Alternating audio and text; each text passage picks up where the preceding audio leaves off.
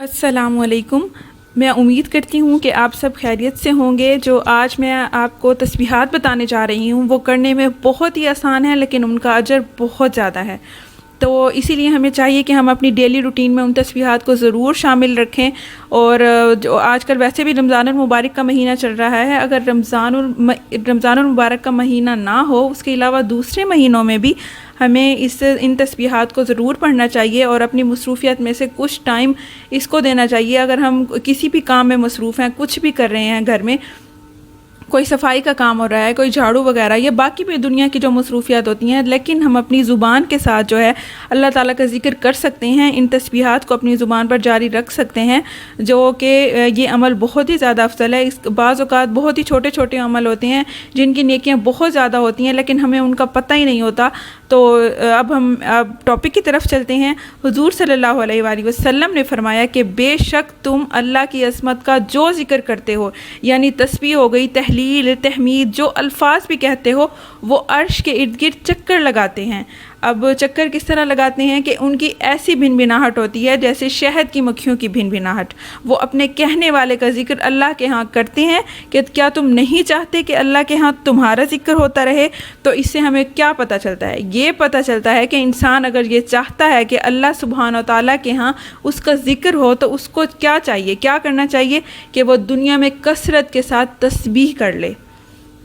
تسبیحات کا پڑھنا تمام چیزوں سے بہتر ہے۔ تو حضرت ابو ہریرہ رضی اللہ تعالیٰ عنہ کی روایت میں آتا ہے کہ حضور صلی اللہ علیہ وآلہ وسلم نے فرمایا، سبحان اللہ والحمد للہ ولا الہ الا اللہ واللہ اکبر، کہ اللہ پاک ہے، سب تعریفیں اسی ہی کے لیے ہیں، اللہ کے سوا کوئی معبود نہیں، اور اللہ سب سے بڑا ہے۔ یہ کہنا میرے نزدیک ہر اس چیز سے محبوب ہے کہ جس پر سورج طلوع ہو، یعنی بڑے بڑے سونے چاندی کے ڈھیر سے بھی زیادہ پسندیدہ تھا حضور صلی اللہ علیہ وآلہ وسلم کے نزدیک ان کلمات کا ذکر۔ تو ہمیں اس کا ورد کرنا چاہیے اور اس کو کرتے رہنا چاہیے۔ میں ایک دفعہ پھر ریپیٹ کر دیتی ہوں، سبحان اللہ والحمد للہ ولا الہ الا اللہ واللہ اکبر۔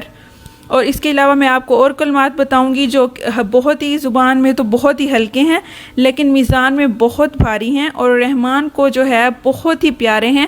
وہ کیا ہیں الفاظ؟ وہ ہیں سبحان اللہ و بحمدہ سبحان اللہ العظیم۔ تو یہ ایک بار تسبیح پڑھنے سے زمین و آسمان بھر جاتے ہیں ہماری نیکیوں سے۔ حضور صلی اللہ علیہ وآلہ وسلم نے فرمایا، طہارت نصف ایمان کے برابر ہے، اور الحمدللہ کہنا میزان کو بھر دیتا ہے۔ سبحان اللہ اور الحمدللہ کہنے سے زمین و آسمان کی جو درمیانی فضا ہے نیکیوں سے بھر جاتی ہے۔ یعنی ہم اندازہ لگائیں کہ کتنا زیادہ فاصلہ ہے زمین و آسمان کے بیچ، کہ جس کی پیمائش ہی نہیں ہے، جس کا ہم کسی پیمائش میں شمار ہی نہیں کر سکتے، جس کی کوئی کاؤنٹنگ ہی نہیں ہے کہ کتنی ہے ان کے درمیان جو ہے فاصلہ ہے زمین و آسمان کے درمیان۔ سائنس کتنی ہی زیادہ ترقی کر گئی، لیکن ان کے درمیان جو فاصلہ ہے اس کی پیمائش ابھی تک ہمیں معلوم نہیں ہے۔ تو ہم اندازہ کریں کہ ہمارے ان کلمات سے ہمیں کتنا زیادہ فائدہ ملنے والا ہے۔ لیکن انسان کو کیا اس کے لیے بھی کوئی مشکل ہے کہ اللہ سبحانہ و تعالیٰ کی محبت کے ساتھ پاکی بیان کرے، تسبیح کرے؟ اس کا ریوارڈ بہت بڑا ہے۔ آج دنیا میں انسان کو نظر نہیں آئے گا، لیکن کل قیامت کو انسان ایک ایک نیکی کا محتاج ہوگا، تو وہاں ہمیں اس کی قدر آئے گی۔ تو بہتر ہے کہ کچھ اپنے لیے انسان ذخیرہ اور سرمایہ اکٹھا کر لے، کیونکہ ابھی تو ہمارے پاس ٹائم ہے، ہم اپنے لیے سرمایہ اکٹھا کر سکتے ہیں۔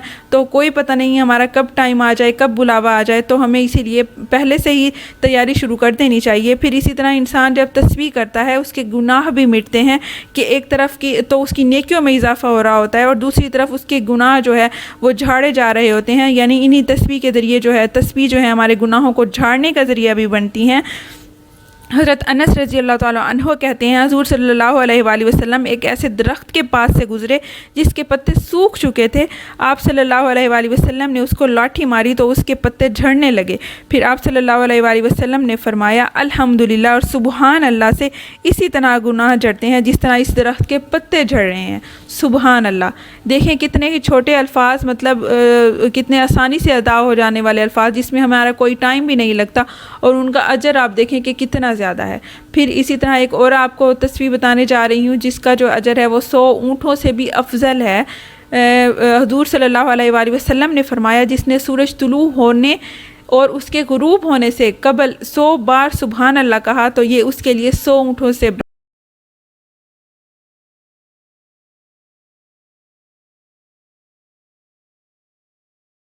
غفلت کی زندگی گزار رہے ہیں۔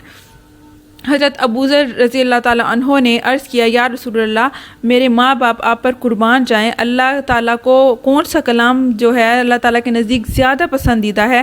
تو آپ صلی اللہ علیہ وآلہ وسلم نے فرمایا جو اللہ تعالیٰ نے اپنے فرشتوں کے لیے پسند کر رکھا ہے وہی اللہ تعالیٰ کے نزدیک زیادہ پسندیدہ ہے، اور وہ کیا ہے؟ سبحان ربی و بحمدہ، سبحان ربی و بحمدہ۔ حقیقت یہ ہے کہ ساری مخلوق اللہ کی تسبیح بیان کر رہی ہے، لیکن ایک ذرے سے لے کر بڑے بڑے ستارے اور سیارے، زمین و آسمان کے درمیان جو مخلوق ہے وہ بھی اللہ کی تسبیح بیان کر رہی ہے، اور زمین و آسمان کے درمیان جو کچھ ہے، سورج چاند ستارے، ان سب کو پتہ ہے کہ اللہ تعالیٰ نے ان کو اس دنیا میں کس مقصد کے لیے بھیجا ہے، اور وہ اللہ تعالیٰ نے ان کو جو جو راستہ بتایا ہے وہ اپنے راستے پہ گامزن ہیں۔ تو ہم سوچیں کہ ہم جو اس دنیا میں آئے ہیں ہمارا بھی تو اس دنیا میں آنے کا کوئی مقصد ہے، اللہ تعالیٰ نے ہمارے ذمہ بھی تو کوئی کام لگایا ہے، تو ہم اس وقت کہاں کھڑے ہیں؟ ہم اپنے مقصد بھول تو نہیں گئے؟ تو اللہ نے سب کچھ انسان کے لیے پیدا کیا ہے، وہ ساری چیزیں انسان کی خدمت میں خوب لگی ہوئی ہیں، لیکن انسان اس مقصد کو بھول گیا ہے کہ اس کو کس لیے پیدا کیا گیا، اس کے دنیا میں آنے کا مقصد کیا ہے، اور اپنے رب سے غافل ہو گیا۔ ہم تسبیح نہیں کریں گے تو ہم ان سب مخلوق سے الگ ہو جائیں گے، وہ سب تو وفادار ہیں اپنے رب کے، اللہ سے، اور ہم یہ غافل ہیں جس کو اللہ نے اشرف المخلوقات کا درجہ دیا۔ تو یہ دل کیسے گوارا کر سکتا ہے کہ ہم اس دنیا میں آ کر اپنا مقصد ہی بھول جائیں اور دنیا کی رنگینیوں میں کھو جائیں، اور ہمیں پتہ ہی نہ ہو کہ ہم اس دنیا میں آئے کیوں ہیں، ہمارا اس دنیا میں آنے کا مقصد کیا ہے۔ تو ہمیں چاہیے کہ اپنی زبان پر اللہ کا ذکر جاری رکھیں، اور کوئی نہ کوئی تسبیح جو ہے اپنی مصروفیت سے ٹائم نکال کر ان کو ضرور پڑھیں، تاکہ ہمیں اپنی دنیا میں آنے کا مقصد یاد رہے اور کچھ نہ کچھ سرمایہ ہمارے پاس موجود ہو، جب ہم اللہ تعالیٰ کے حضور حاضر ہوں تو ہمیں شرمندگی کا سامنا نہ کرنا پڑے۔ تو اسی لیے ہمیں اپنا تھوڑا سا وقت تسبیحات کو بھی دینا چاہیے، دنیا کی باقی مصروفیات کو کچھ ٹائم کے لیے بھلا دینا چاہیے۔ اگر ہم نہ بھی بھلائیں، اپنی مصروفیات کو بھی جاری رکھیں، پھر بھی اپنی زبان کے ساتھ جو ہے ہم ان تسبیحات کو جو ہے دہرا سکتے ہیں، ادا کر سکتے ہیں۔ تو اللہ تعالیٰ نے کوئی پابندی نہیں رکھی، ہم جس حال میں بھی ہیں ہم اللہ تعالیٰ کا ذکر کر سکتے ہیں۔